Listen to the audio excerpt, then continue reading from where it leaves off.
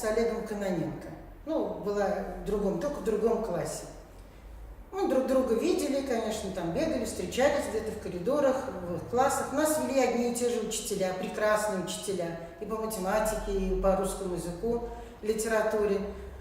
И мы знали, что Олег довольно разносторонний мальчик был, и учился в спортивном классе, и я знала, что он ходил в художественную школу, и от учителя своей классной руководительницы, учителя русского языка и литературы, знала, что он очень любил литературу. И впоследствии, после окончания школы, он с ней переписывался, приходил к ней в гости, она нам показывала все его фотографии.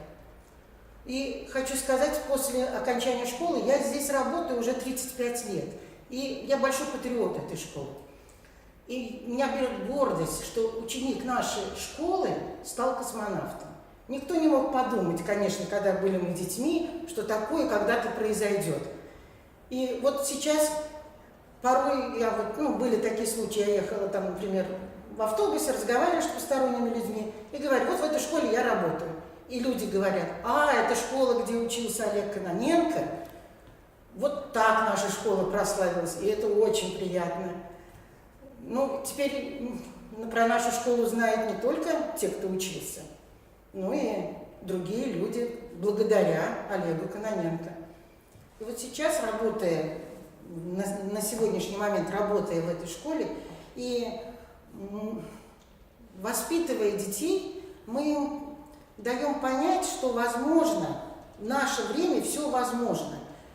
Вот ученик из Туркменистана стал космонавтом, полетел в космос. И наши дети тоже, видя это, понимая это, видя, какие у нас здесь висят стенды, посвященные ему, мы рассказываем на уроках про Олега, и у них мы как бы им вселяем надежду, что все возможно. И хотелось бы пожелать Олегу большущего здоровья, огромного здоровья, больших успехов. Пусть дальше будет его жизнь цвести. Также пусть он прославляет свою родину, нашу родину, счастье его семье, его детям. И пусть он не забывает наш маленький город и родину Туркменистана.